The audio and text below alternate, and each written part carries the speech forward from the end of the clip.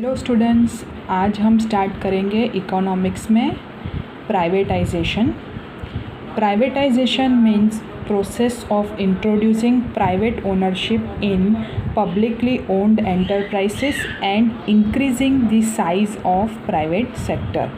जो publicly owned enterprises है, जो पब्लिक एंटरप्राइजेस है which are run by the general public, उनमें प्राइवेटाइजेशन लाना यानी कि उनको कन्वर्ट करना प्राइवेट में और प्राइवेट सेक्टर की साइज़ इंक्रीज़ करना। जब सभी कुछ जो पब्लिकली हैंडल करते थे वो धीरे धीरे प्राइवेट में कन्वर्ट करना, जिसको बोलेंगे हम privatisation. In India, the public sector enterprises are owned and managed by the state government। ठीक है, जो पब्लिक सेक्टर एंटरप्राइजेस है वो ओन करता है और मैनेज करता है कौन? Government as a whole. Privatisation में क्या होता है? It means the process of transferring ownership of economic enterprises from public sector to private sector, either partially or fully. Privatisation में क्या होता है कि जो पहले state government as a whole own करता था, जो जनरल पब्लिक के लिए था, सभी के लिए ओपन था, उसकी ओनरशिप को ट्रांसफ़र करना प्राइवेट सेक्टर में, यानी कि किसी एक इंसान या किसी एंटरप्राइज प्राइवेटली के नाम करना। आइधर पार्शियली हो सकता है, आधा हिस्सा हो सकता है, कोई भी प्रोपोर्शन में हो सकता है, या फिर पूरा प्राइवेटाइजेशन में कन्वर्ट हो सकता है। तो हम देखेंगे प्रोसेस ऑफ प्राइवेटाइजेशन। हमने समझा प्राइवेटाइजेशन होता क्या है, अब वो कैसे किया जाता है वो देखेंगे। Privatisation can take place in the following ways. First is through disinvestment, और second is by reducing the number of areas reserved for investment only by the public sector and opening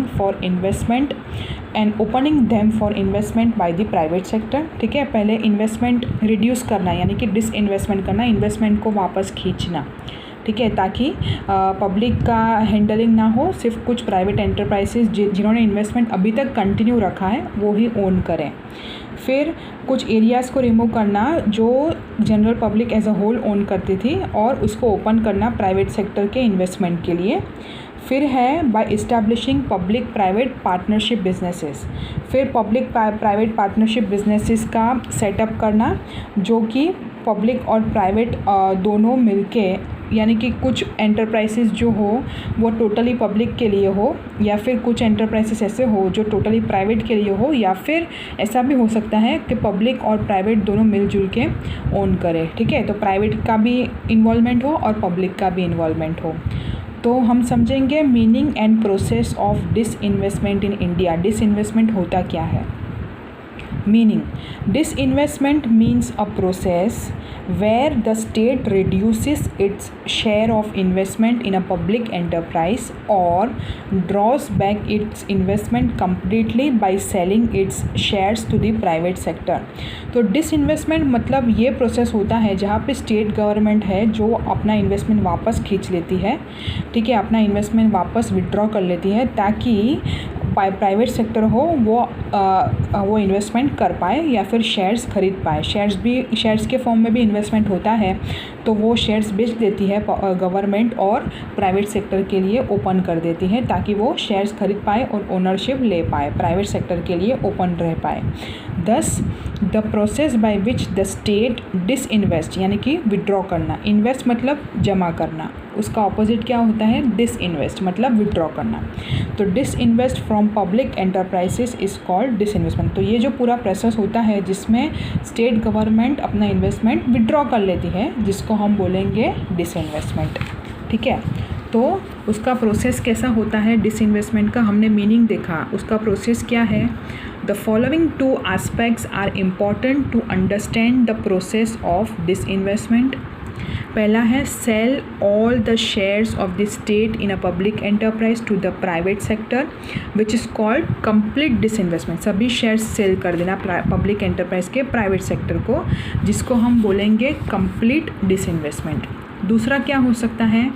cell some of the shares of the state in public enterprises to the private sector. For example कुछ proportion is sell करना, जैसे कि 29% और 49%, which is called partial disinvestment. So if less than 51% shares are transferred to the private sector, then it is called minor disinvestment, or and if more than 51% shares are transferred to the private sector, then it is called major disinvestment। अगर 51% से कम हम cell करते हैं, ठीक है, private sector को दे देते हैं, तो उसको बोलेंगे माइनर डिसइन्वेस्टमेंट, और अगर 51% से ज़्यादा करते हैं तो उसको बोलेंगे मेजर डिसइन्वेस्टमेंट। तो ये याद रखना, ये इम्पॉर्टेंट है, एमसीक्यू में पूछा जा सकता है, ठीक है।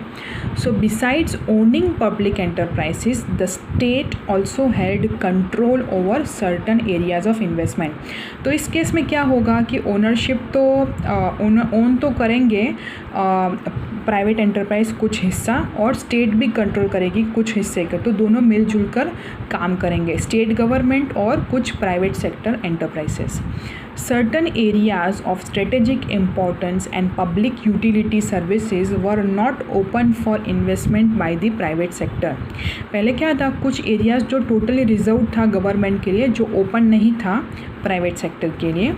However, after privatization in 1991, most of these areas were declared open for investment by the private sector। But privatisation के बाद गवर्नमेंट को ऐसा लगा कि पैसा सर्कुलेट नहीं हो रहा है, फ्लो नहीं हो रहा है, एम्प्लॉयमेंट अपॉर्चुनिटीज़ नहीं क्रिएट हो रही है, तो उन्होंने क्या किया, बिज़नेस को बढ़ाने के लिए, इकोनॉमिक डेवलपमेंट अचीव करने के लिए सभी एरियाज़ को, मोस्टली सभी एरियाज़ को ओपन कर दिया प्राइवेटाइजेशन, प्राइवेट सेक्टर के ओन करने के लिए, ताकि सभी इन्वॉल्व हो पाए मार्केट में, एम्प्लॉयमेंट अपॉर्चुनिटीज़ क्रिएट कर पाए, ठीक है, सभी को अपॉर्चुनिटी मिले कि वो अपना स्किल्स दिखा पाए, ठीक है। फॉर एग्ज़ाम्पल पहले ये सारे जो एरियाज़ थे ना, वो सिर्फ गवर्नमेंट के पास थे, फिर उन्होंने ओपन किया प्राइवेट एंटरप्राइज के लिए भी। बैंकिंग है, जैसे एजुकेशन है, कम्युनिकेशन है, ट्रांसपोर्टेशन है, जो नाउ ओपन है for private and foreign investment. पहले क्या था, सिर्फ प्राइवेट था, फिर धीरे धीरे फॉरेन करेंसी में अर्न करने के लिए फॉरेन इन्वेस्टमेंट, फॉरेन एंटरप्राइज को भी घुसने दिया, ठीक है। हमारे इंडिया में फॉरेन करेंसी के फ्लो के लिए फॉरेन इन्वेस्टमेंट भी चालू किया, फॉरेन डायरेक्ट इन्वेस्टमेंट FDIs चालू किए थे जैसे, ठीक है।